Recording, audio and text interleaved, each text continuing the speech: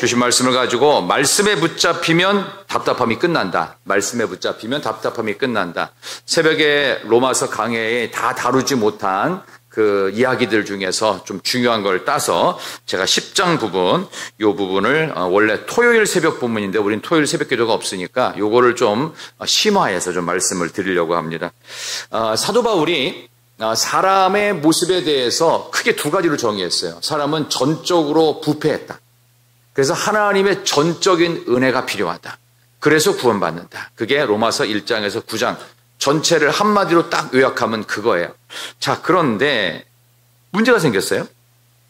그렇게 하나님의 전적인 은혜가 있고 사람은 완전 타락했으면 그럼 사람이 할 수 있는 영역은 있어요, 없어요? 사람이 할 수 있는 영역은 회복을 위해서 없어요. 자, 그러면서 그때부터 사람들이 머리를 굴리기 시작했어요.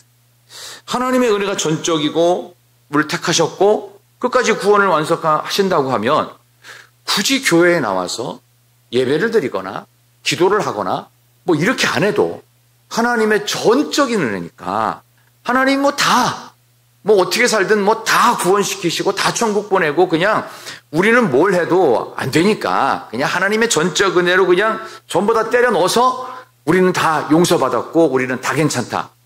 이런 식으로 신앙생활을 안 하는 부류들이 생기기 시작합니다. 얼마든지 그럴 수 있어요.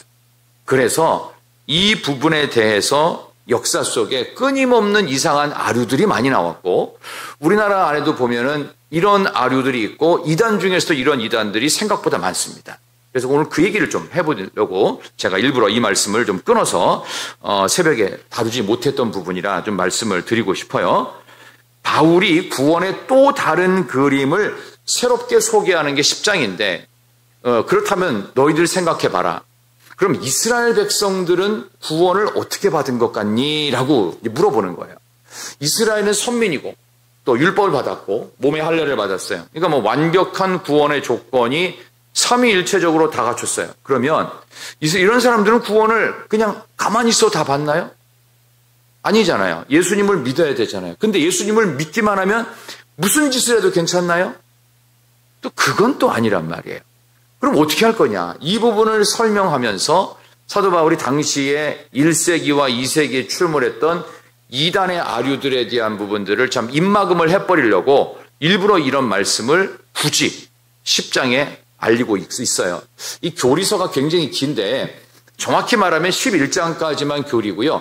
12장부터는 이제 적용편이에요. 생활 속에 어떻게 할 건가. 그래서 예배부터 적용을 해요. 하나님의 모든 자비하심으로 너희를 구하노니 너희 몸을 산 제사로 거룩하게 드려라. 12장 1절 이렇게 해서 예배 관계된 거, 가정생활, 뭐 국가에 대한 거 이런 식으로 해서 12장부터 16장까지의 5장은 적용편, 1장에서 11장까지의 11개는 전부 다 이론편, 그 가운데 맨 마지막 이론이에요. 자, 하나님의 전적인 은혜로 다 구원이 받고 인간은 무능하다면 우리는 아무것도 안 하고 하나님께 입만 벌리고 있으면 하나님이 알아서 다 책임지신다. 이런 무책임한 논리를 펴는 이단들이 많이 생겼습니다. 그런데 여기 나오는 이 사도 바울은 대단한 애국자였습니다. 그리고 민족주의자였어요. 그래서 오늘 10장 1절 읽진 않았습니다만은 10장 1절 보면 형제들아 내 마음에 원하는 바와 하나님께 구하는 바는 이스라엘을 위함이니 곧 그들로 구원을 받게 함이라. 내가 이렇게 이야기를 하는 것은 이스라엘 사람들이 진짜 구원을 얻게 하려고 굳이 내가 10장 이 부분을 밝히는 것이다. 이런 이야기입니다. 자, 그래서 과거에 사도 바울은 전도 여행을 많이 다녔잖아요. 자, 맞춰보세요. 사도 바울은 전도 여행을 1차, 2차, 3차, 4차 중에서 몇 번까지 갔을까요? 1차, 2차, 3차, 4차 중에 사도 바울은 전도를 몇 번 했을까요? 아직 졸리신 건 같은데 다시 한번. 사도 바울이 전도 여행을 여러 번 했어요. 한 번 가지는 않았어요. 1차 가고 2차 가고 3차 가고 4차 몇 번이나 갔을까요? 전도 여행을. 정답입니다. 권사님은 좀 집에서 특별 보너스로 야쿠르트 하나를 꼭 주시길 바랍니다. 4번 갔습니다. 성경에는 3번만 나와요. 근데 실제로는 4번 갔어요. 4번의 전도 여행 갈 때마다 공통점이 있어요. 반드시 지키는 원칙이 있었어요. 그 사람은 유대인이에요, 원래. 그죠? 그러면 유대인들이 디아스포라로 세계로 이렇게 유럽으로 아프리카로 아시아로 막 퍼져간단 말이에요. 그러면 이 사람들이 유대 남자 10명만 있으면 반드시 만드는 모임이 있었어요. 이게 무슨 모임이죠? 라이언스 클럽? 뭐 이게 아니고 회당. 시나고그라는 회당을 만들어요. 회당에 가서 반드시 복음을 전합니다. 왜냐하면 거기에 있는 유대 사람들이 가장 중심적으로 자기 동족이라 이거예요. 일부러 자기 동족들에 모이는 회당 모임에 가서 무조건 설교를 하고 거기서 복음을 전합니다. 그래서 회당이 없을 때는 어디로 갔느냐? 강가, 물 있는 데로 갔어요. 물 있는 데로 가서 전했다는 사도행전의 기록이 여러 군데 또 있어요. 근데 왜 유대인들을 찾아갔을까요? 그만큼 나라에 대한 소중함, 자기 동족 구원에 대한 열망이 워낙 뜨거웠어요. 저는 지금 우리나라의 이 모습 속에 보면은 우리가 너무 이렇게 뭐라고 해야 되나? 양분돼 있다라는 표현이 딱 맞아요. 이유는 이데올로기라고 얘기하는데요. 지금은 이데올로기도 아닌 것 같아요. 하나님을 인정하는 사람과 인정하지 않는 부류와의 거대한 충돌입니다. 이게 참 저도 부끄러운 게 제가 목회자이면서도 목사님들하고도 이 나라 이야기, 뭐 정치 이야기 요만큼만 들어가면요 바로 싸웁니다. 여러분들도 조금은 그렇지 않아요? 그래서 여기 대구에 내려오니까 더불어민주당 얘기를 못하겠다 뭐 이런 얘기 하시는 분이 있어요. 저는 그거 실제로 봤어요. 제가 겪기도 했고요. 근데 그 문제가 아니에요. 이거는 하나님을 인정하느냐와 하나님을 인정하지 않느냐와의 싸움입니다. 이게 거대한 싸움입니다. 미국에서 찰리 콕 얼마 전에 그 암살을 당했단 말이에요. 우리나라에 와서도 여러 번 강연도 했고 그랬는데 암살당했던 이유는 딴 게 아닙니다. 하나님을 인정하는 모임과 인정하지 않는 모임 사이의 거대한 충돌입니다. 그런 생각을 해본다면 사도 바울은 자기 동족을 갈라놓으려고 했던 게 아니에요. 본인은 목숨을 걸고 복음을 증거하면서 시나고그라고 하는 회당을 찾아가서 그리스도 예수 안에서 하나를 만들려고 해요. 결국은 그러다가 사도 바울도 나중에 목 베어서 순교를 당하게 되죠. 예수 믿는다는 것은 사실 이런 점에서 엄청나게 큰 모험을 감당하고 있고 지금 우리나라의 모습을 보면서 지금 우리는 대단히 위험한 지경에 있고 대단히 어려운 지경인데 여러분들 뭐 얼마 전에 무슨 정보망 뚫려가지고 거기 막 불나고 막 그랬던 얘기 들으셨죠? 가끔 카톡에 뭐 문자로 나오잖아요. 그죠? 있을 수 없는 일이 지금 벌어지고 있어요. 그러니까 이게 왜 이렇게 됐을까? 근본적인 부분으로 돌아가면 하나님을 인정하는 세력과 인정하지 않는 세력의 어마어마한 충돌이 지금 계속 벌어지고 있는 것이다. 그러니까 찰리 커크가 살았을 때 우리나라에 와서 강연할 때 이런 얘기를 했었어요. 그때 제가 이걸 캡처해서 들어봤는데 우리나라 건물에 웬만큼 조금 이렇게 번화한 건물에 반드시 있는 게 있습니다. 편의점, 카페 말고 웬만큼 번화한 건물에 반드시 있는 게 하나 있어요. 점포가 있어요. 그게 뭔지 아세요? 찰리 커크가 그걸 보면서 깜짝 놀라서 연구를 했대요. 성형외과입니다. 얼굴 뜯어 고치는 거예요. 오는 대부분의 손님 중에 젊은 여성이 제일 많고 젊은 남자도 많답니다. 그까지는 오케이. 뭐 지네들이 돈 벌어서 뭐 얼굴 고치고 예뻐지고 멋있어지고 뭐 오케이. 중요한 건 그렇게 얼굴을 고쳐서 돈을 많이 써놓고는 결국 결혼을 안 한다는 거예요. 어떻게 하겠다는 거예요? 결혼도 안 하고 예뻐 보일 사람도 없고 멋있어 보일 사람도 없는데 왜 결혼을 안 하죠? 이 찰리 커크가 개탄을 금치 못하면서 그때 그랬어요. 여러분들은 이런 모순적 현상에 대해서 혁명적인 답변을 할 준비를 하시는 것이 대한민국 젊은이들입니다. 이렇게 얘기를 했어요. 그렇게 돈 많이 들여가지고 싹 다 뜯어고치고 여러분 가운데 쌍꺼풀 수술이나 이런 거 하셨던 분들이 좀 있잖아요.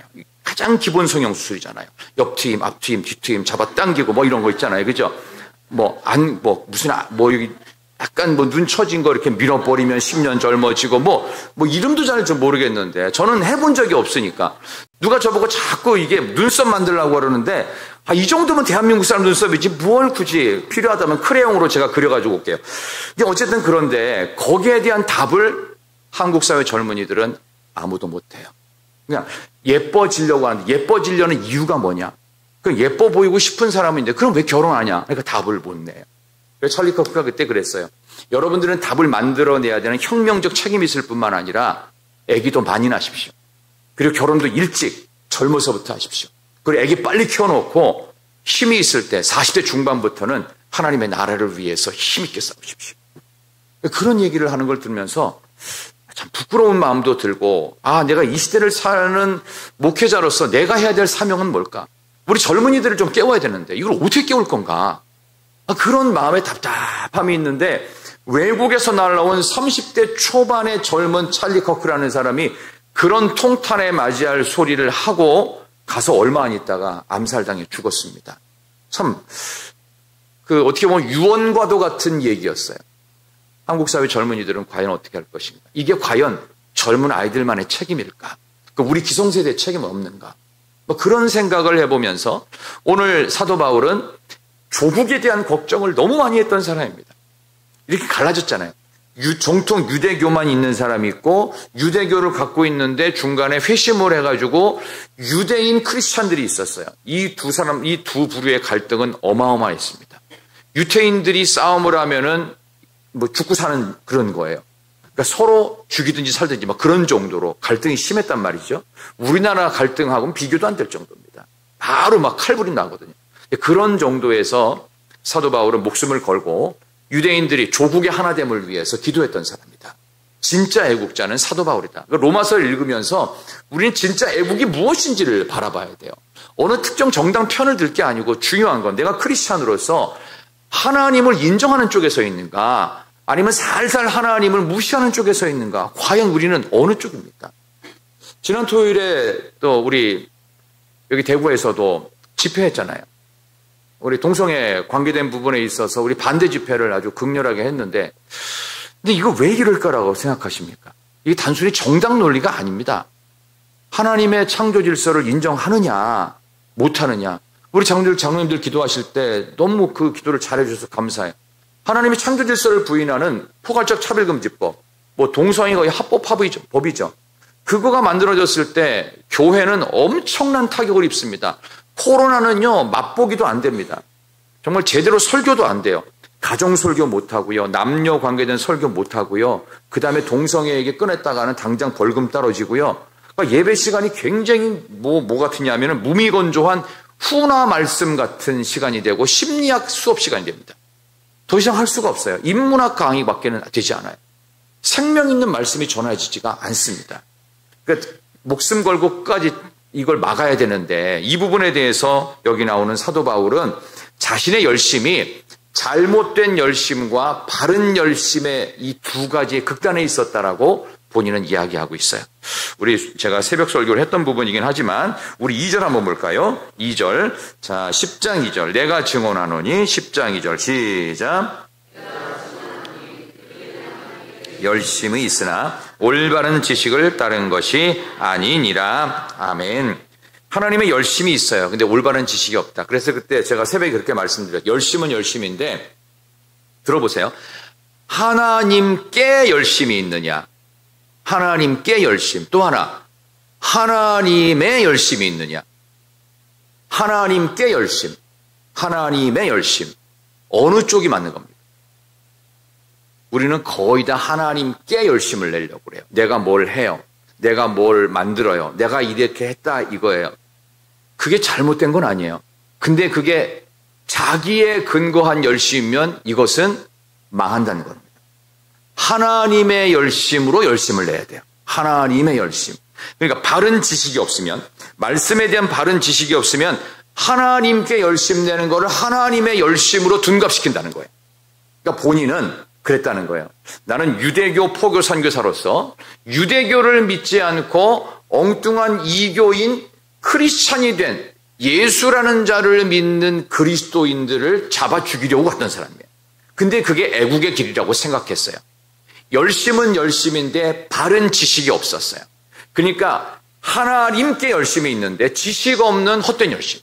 그러니까 사람들을 죽이는 쪽으로 갔어요. 근데 나중에 그가 예수님 만난 이유는 어떻게 돼요? 그렇게 화해시키기 위해서 더 복음을 증거하고 예수님의 화해와 사랑과 구원의 은혜의 십자가를 전하기 위해 자신의 목숨을 버리게 됩니다. 남을 해치는 것이냐 아니면 나를 희생하는 것이냐, 근본적인 차이. 나를 희생하면 하나님의 열심이고 남에게 그게 공격이 되거나 남에게 비난이 되면 하나님께 열심이 되는 거예요. 이 엄청난 극단의 싸움에서 지금 그는 결론을 찾아가고 있는 것입니다.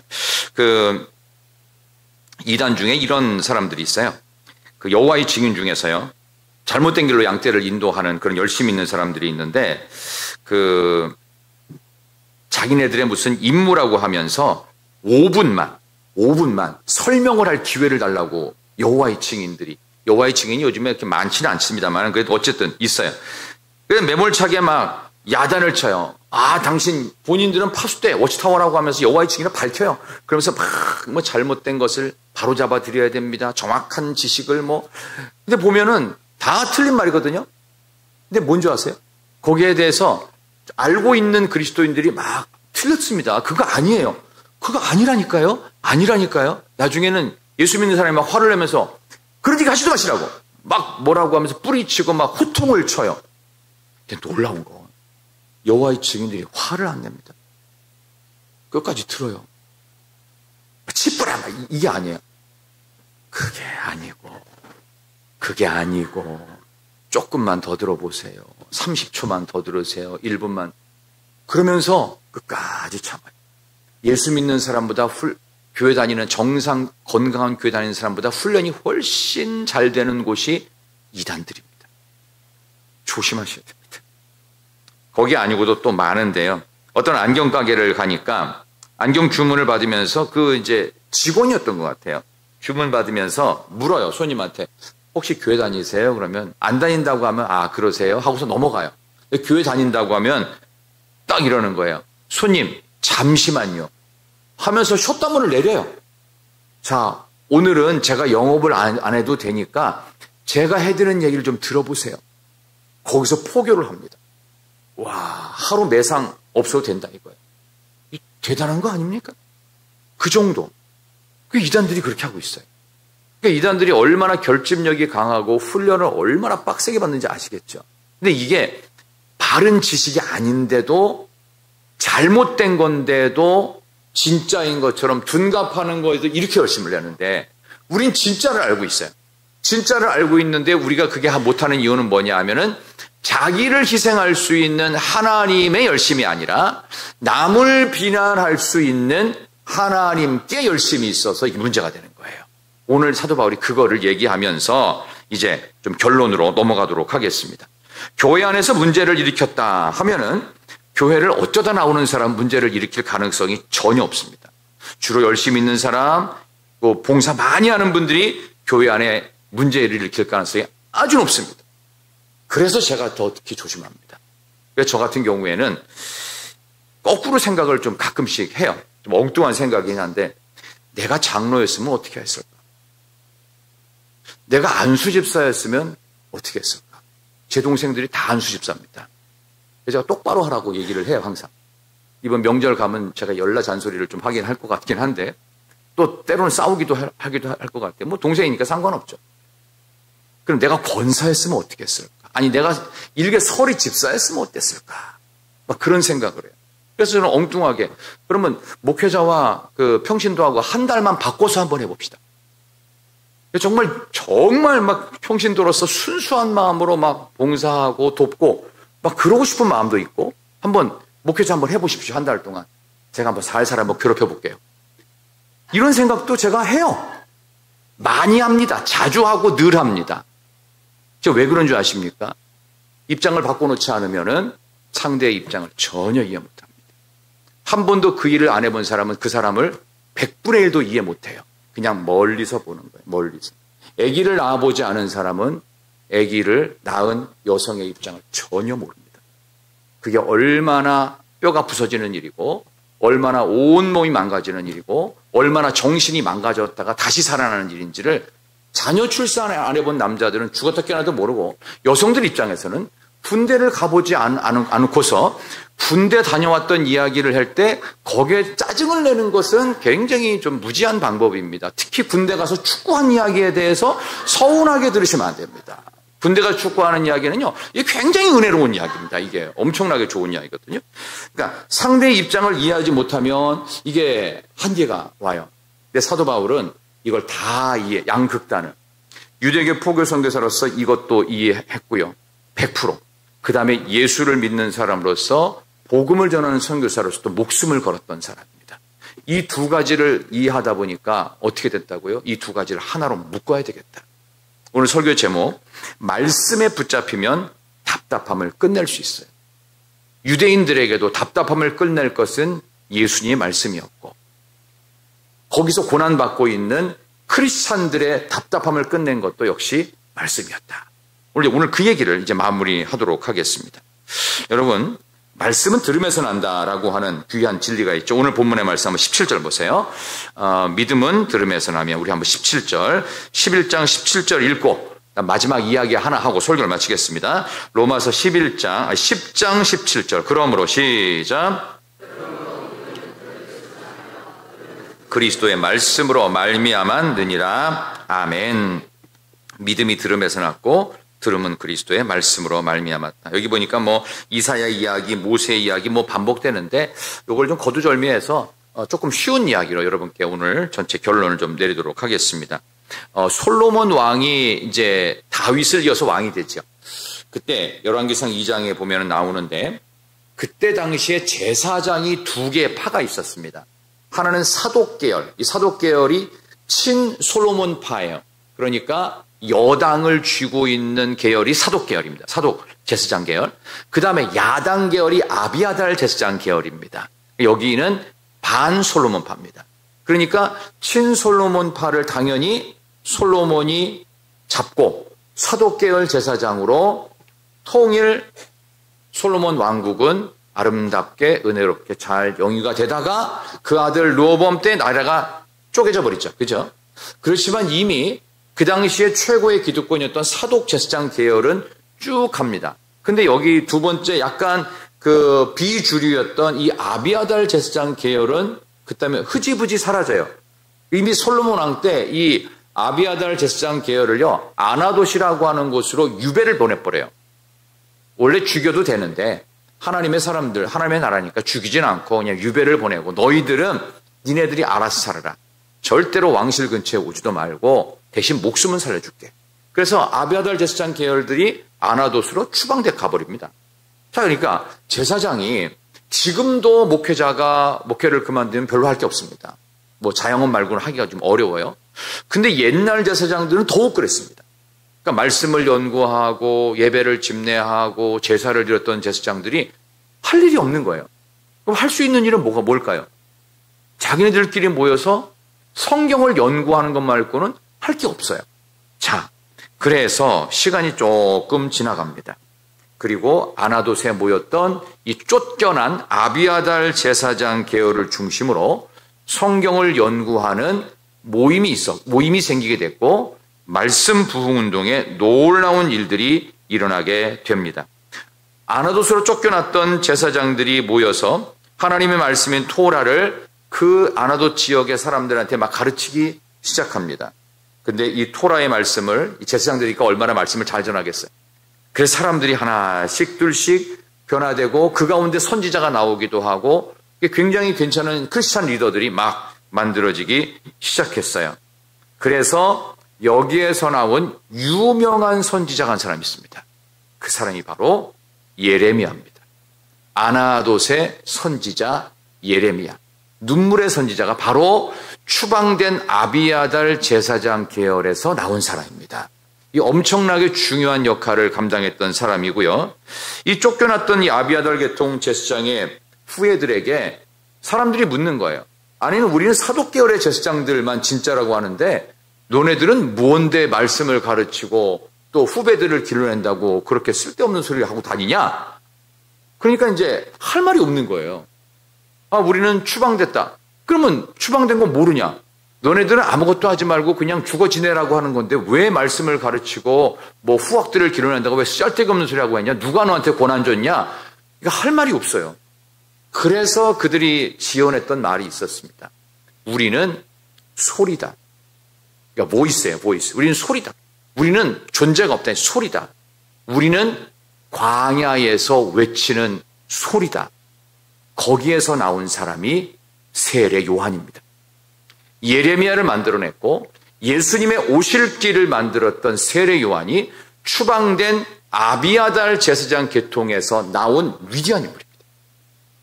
이 말씀을 여러분께 드리는 이유는 우리의 인생에서 우리는 메인 역할, 주류 역할을 못하고 주변에서 맴돌고 가장자리에서 그냥 뭐라고 할까요? 그냥 존재감 없이 그냥 이름 없이 그냥 의미 없이 살아간다 하더라도 하나님의 말씀에 붙잡히잖아요. 그러면 인생이 달라집니다. 이게 오늘 성경이 우리에게 얘기하는 위대한 역사들입니다. 여기 나오는 사도 바울은 죽어서 끝날 줄 알았어요. 근데 본인이 그 기록했던 이 성경이 그 누구보다도 가장 많은 성경으로 신약시대의 신학의 기본을 다 완성할 뿐만 아니라 교회 시대를 열어가는 엄청난 역할을 했고, 그리고 그는 나라를 양극단으로부터 화합시키는 데 있어서 목숨을 걸었던 사람입니다. 우리는 이제 분열의 시대 속에서 이 어려운 대한민국의 현실 속에서 이것을 화합시킬 수 있는 말씀의 자리로 돌아와야 될 줄로 믿습니다. 우리 가운데 예레미야 같은 사람이 나와야 됩니다. 이 나라 대한민국 가운데 세례 요한 같은 사람이 나와야 돼요. 그래서 주 예수의 나라가 만들어지는 위대한 역사를 우리가 만들 수 있어야 됩니다. 우리가 21세기 말세지 말에 할 수 있는 역할들은 이겁니다. 하나님을 인정하는 사람들과 하나님을 지우려는 사람들 사이에 우리는 끊임없는 양극단의 싸움에 처해 있어요. 이 시대의 사도 바울이 되시고 이 시대의 예레미야가 되고 이 시대의 세례 요한이 되어서 말씀 붙들어서 지금의 답답함을 끝낼 수 있는 믿음의 사람들 여러분 모두가 되기를 진심으로 축원합니다.